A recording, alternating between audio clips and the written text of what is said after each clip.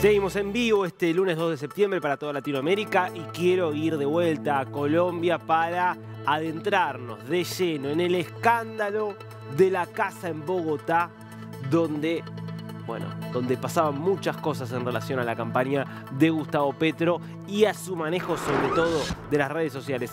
Nos lo cuenta, nos lo amplía Estefanía Meira Cerantes. Estefi.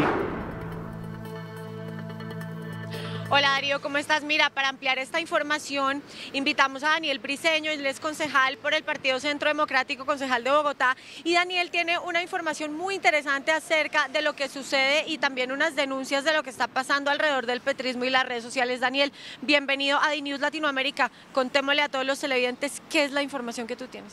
Bueno, un saludo para todo DNews. Lo primero que hay que tener en cuenta aquí es que el gobierno nacional desde campaña ha fijado una serie de estrategias para, en primer lugar, defender al gobierno, en segundo lugar, en mandar mensajes erróneos, en tercer lugar, atacar opositores. Tal es el cuento que nosotros vimos cuando atacaron a Fico Gutiérrez desde la campaña liderada por el señor Sebastián Guanúmen. Pero todo esto tiene un cabecilla, un estratega, que es el señor Xavier Vendrell, un catalán que está implicado en varios movimientos en Cataluña, en varios levantamientos que se hicieron allí, en una característica y en una estrategia que tiene que ver con enviar mensajes desde redes sociales a nivel digital para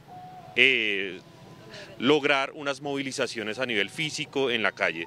Hoy en Colombia, además de lo de la campaña, lo que se está haciendo es tomar los recursos públicos, los impuestos que paga la gente para financiar este tipo de cosas. Ya lo vimos primero con la contratación de varios influenciadores que hablan en favor del gobierno, que difunden sus mentiras, que defienden sus reformas y atacan a los opositores. Y en segundo lugar, una estrategia que el gobierno le ha llamado ciberpaz, que el mismo presidente la ha llamado guerra cognitiva o guerra de cuarta generación, en donde a través de los recursos públicos, para que ustedes se hagan una idea, en Argentina y en toda Latinoamérica se han invertido este año 3.2 millones de dólares, que son más o menos unos 13.000 millones de pesos, para capacitar a más de 1.100.000 personas en el manejo de redes sociales para que estos terminen defendiendo al gobierno. Entonces lo que hay aquí es una estrategia para comunicar, para atacar y sobre todo para difundir muchas de las mentiras que el gobierno nacional tiene hoy, para darle a la gente y sobre todo para difundir mentiras en contra de la oposición pagado con recursos públicos. Daniel, en esta casa han pasado muchas cosas. En esta casa no solamente funcionó la sede de campaña, sino también se decía que había muchas irregularidades en torno a la contratación de gente de estas bodegas y que muchos jóvenes incluso estaban siendo reclutados aquí. ¿Qué información tienes de la casa? No, lo que se ha dicho sobre esta casa es que era el centro de operación de los catalanes, estas dos personas que lideraron toda la estrategia de comunicación, pero ojo, que también lideraron toda la estrategia de testigos electorales de Gustavo Petro, que por cierto no aparece registrado el pago de esos más de 70.000 testigos electorales dentro de las campañas o dentro de las cuentas de campaña que hoy tienen también en problemado ante el Consejo Nacional Electoral a la campaña del presidente Gustavo Petro y al señor Ricardo Roa, gerente en ese momento y hoy presidente de Ecopetrol. En esta casa se dice que se lideró toda esa campaña articularmente y logísticamente para que se enviaran los mensajes, para que se reclutaran la gente que iba a hablar en favor del gobierno, que iba a difundir esos mensajes y se difundieran mensajes como por ejemplo el de correr la línea ética del señor Sebastián Guanúmen en contra del entonces candidato opositor Federico Gutiérrez, para que se difundieran mentiras. Ahí vimos algunas grabaciones y algunos videos que se filtraron en su momento en campaña en donde ellos planeaban, en donde ellos decían cómo iba a ser la estrategia de desprestigio de esos candidatos y sobre todo cómo iba a reaccionar el gobierno a los escándalos que se le venían encima en ese momento a Gustavo Petro, como por ejemplo el pacto de la picota, que fue esa visita que hizo el hermano de Gustavo Petro y otras personas cercanas a delincuentes en cámara de las cárceles para hacer pactos en medio de la campaña electoral. Entonces en esta casa lo que se dice es que se articuló logísticamente toda la estrategia de desprestigio, pero también de comunicación y mentiras del gobierno de Gustavo Petro durante la campaña. Darío en estudio, si tienes preguntas para el concejal, ya te escucha con retorno. Hola Daniel, ¿cómo le va? Un placer saludarlo. Primero para aclarar, ¿en este momento la casa está vacía o está ocupada por alguien, por alguna empresa, por alguna organización?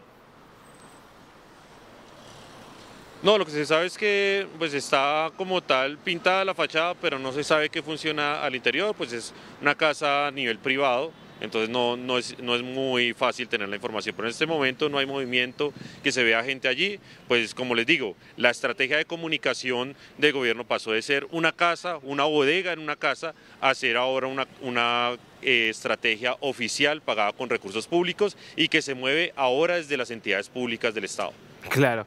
Lo que usted habla y lo que usted recién planteaba, Daniel, supone varias cosas, más allá de cuestiones éticas, cuestiones vinculadas a lo a cómo deberían ser las cosas y cómo terminan siendo, pero también hay potenciales delitos en eso que usted planteó.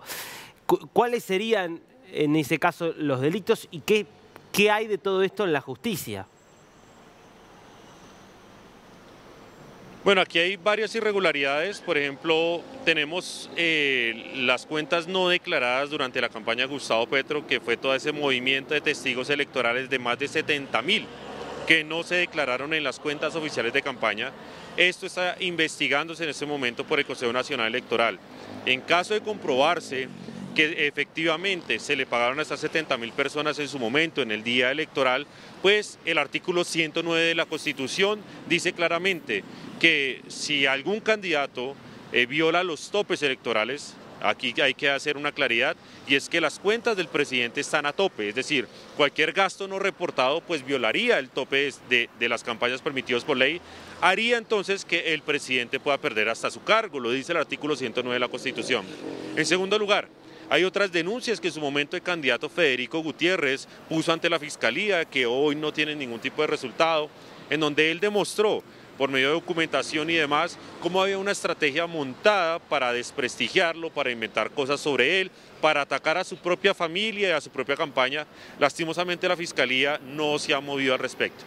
Y en tercer lugar, aquí hay unas destinaciones presupuestales que nosotros estamos investigando, porque aquí, por ejemplo, a un señor influenciador que se llama Don Izquierdo, RTBC lo contrató y modificó todo el manual de funciones y lo hizo pasar como periodista cuando el señor ni siquiera tiene bachillerato, o más bien únicamente tiene bachillerato y no ha estudiado ningún tipo de periodismo. Ese tipo de cosas son las que se están haciendo desde el canal público. Se contrata gente, se les hace pasar como periodistas, se les paga una millonada para que ustedes lo tengan en cuenta. Hoy se han destinado unos $250.000 en solo salarios para pagar influenciadores durante el gobierno Petro, para que defiendan y demás al gobierno. Y en cuarto lugar, ya hay algunas denuncias, como por ejemplo la investigación que pidió la señora Diana Saray, una periodista de Caracol Radio y una columnista de Semana, en contra de algunos socios influenciadores quienes han venido difundiendo mentiras, atacando la honra y el buen nombre de periodistas que no están muy de acuerdo con el gobierno o periodistas que levantan o descubren escándalos. Entonces aquí hay una serie de cosas, desde financiación ilegal de campaña, desde ataque a periodistas con mentiras, desde estrategias de difamación, y estamos esperando obviamente que cada órgano de control pues responda en el marco de sus competencias y en lo que tiene que hacer. Claro. Daniel, yo tengo una última pregunta de mi parte y lo dejo allí con Estefanía. El papel de Ángela Benedetti, que estuvo hablando con la revista Semana, que formaba parte de las operaciones que se hacían en esta casa, pero que terminó también contando algunas cosas que, bueno, que son inquietantes, ¿no?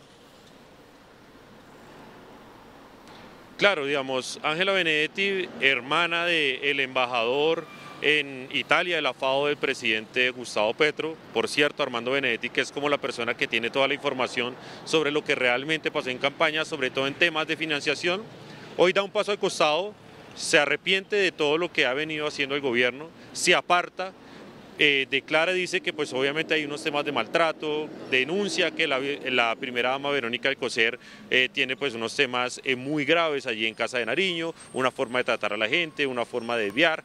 Por ejemplo, ella dijo que en campaña ellos podían escoger si querían puesto o plata, es decir, puesto o negocios, son denuncias muy graves. Y nosotros lo que estamos esperando es que Ángela Benedetti, pues ojalá pueda ampliar estas versiones ante la justicia, entregar pruebas, pero hoy su papel es el de una petrista arrepentida que sale a denunciar el papel nefasto al interior, cómo funciona la Casa de Nariño, todos los problemas que el país sabe que hay dentro de la Casa de Nariño, todo el desgobierno, la falta de competencias, la falta como tal de articulación y de liderazgo del presidente. Ángela Benedetti lo está denunciando y es un papel muy importante porque, ojo, Ángela Benedetti, su hermano, es embajador en la FAO y su pareja es el asesor económico del propio presidente Gustavo Petro. Entonces esto hace que Ángela Benedetti genere una alta relevancia dentro de lo que dice, porque dos de las personas más cercanas a ella siguen trabajando con el gobierno en este momento.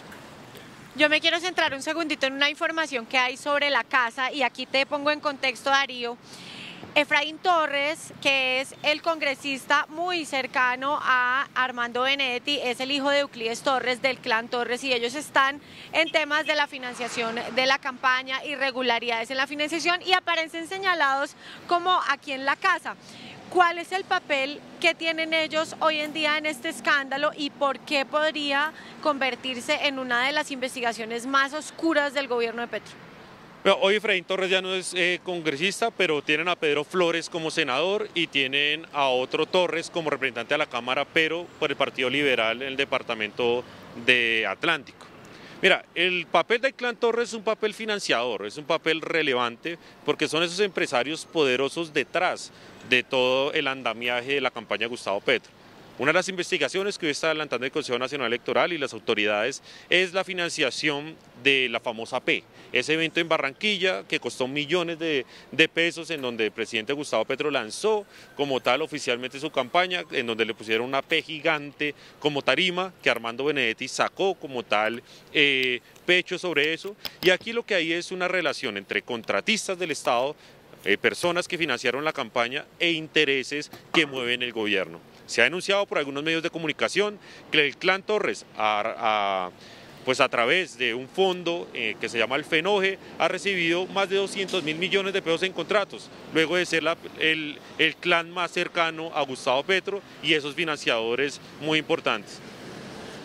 Ellos van a ser muy importantes en el papel, porque ellos son los que tienen pues obviamente toda la información de cómo se financió esta campaña. Daniel Briceño, concejal del Centro Democrático, muchas gracias por haber estado con nosotros. No a ustedes en DNews. Bueno, Darío, sigo contigo desde uno de los puntos estratégicos, no solamente de la campaña de Gustavo Petro, sino de la actualidad del presidente. Bueno, es que es impresionante, Estefi, lo que está saliendo a la luz, ¿no? Porque son las dos cosas. Por un lado, el financiamiento ilegal y la continuidad, digamos, de que siga apareciendo información al respecto, denuncias, más datos de algo que compromete obviamente al presidente, pero después este aparato comunicacional que se basa en la difusión de información falsa, pero ahora ya financiado directamente por el gobierno y con la información de que esto continúa ya no desde una casita, sino desde la Casa de Nariño, ¿no? Así es. Así es. Y además tú déjate afuera todas las personalidades de afuera que han venido. Hay una persona que te va a sonar y es Juan Grabois. Él estuvo muy cercano a los gobiernos kirchneristas y él estuvo incluso en Colombia asesorando al presidente. También temas de los españoles, los catalanes que mencionaba el concejal que han venido aquí. Es decir, hay mucha gente también de afuera que han traído para que asesore y lidere estas bodegas. Totalmente, totalmente. Bueno, continuaremos entonces con este escándalo realmente que está nuevamente afectando al gobierno de Petro y cualquier novedad nos avisas, Estefi, gracias.